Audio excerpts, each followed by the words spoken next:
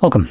In front of me is a Motorola ThinkPhone 25, and today I will show you how you can enable and set up your Do Not Disturb mode.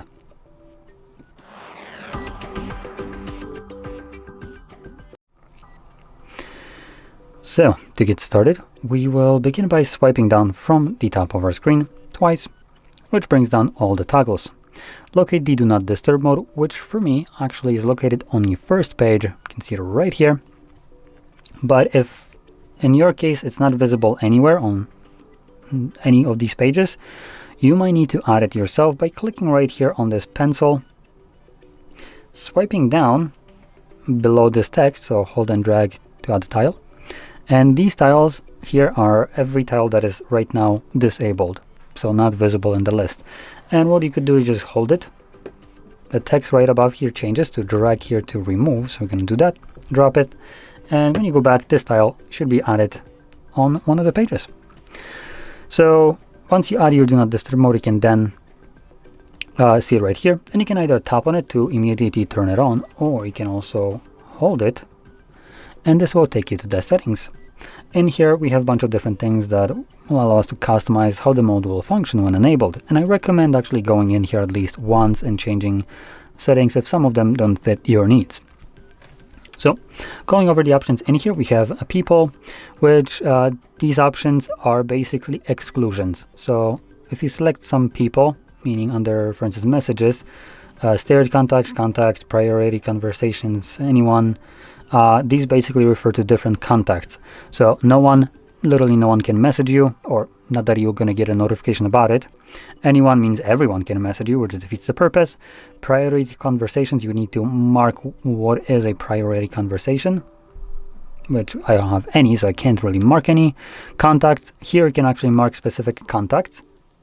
Again, I don't have any contacts here, but you can see it takes you to the contact list, so you could select which ones.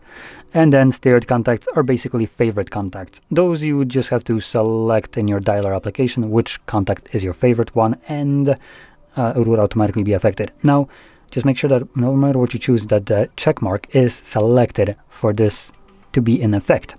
The same options are for calls, you can see.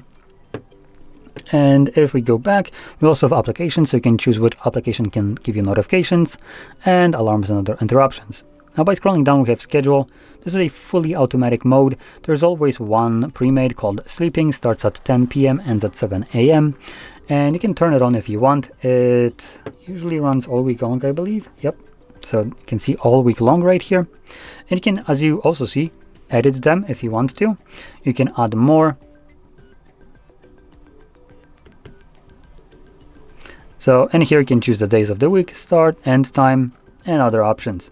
Once you create your schedule, it automatically becomes enabled, as you can see. So, something to keep in mind if you don't actually want it to have enabled it right away. And lastly, we have duration for quick settings. This is a very handy option for people that will be using this mode manually, not basically not using the schedule.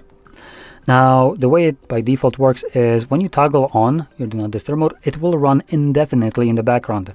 So you might want to change it to something else. Now, there is a timed option, so you can set the timer for it, or you can have these two options show up every time you tap on the toggle if you select the last one. Now, I personally like to select it on a timer and set something like 4 hours, which I find to be sufficient enough to cover any kind of need I might have for it, plus just hopefully a little bit of time extra. And when I forget about it, the phone will turn it off for me after that time passes.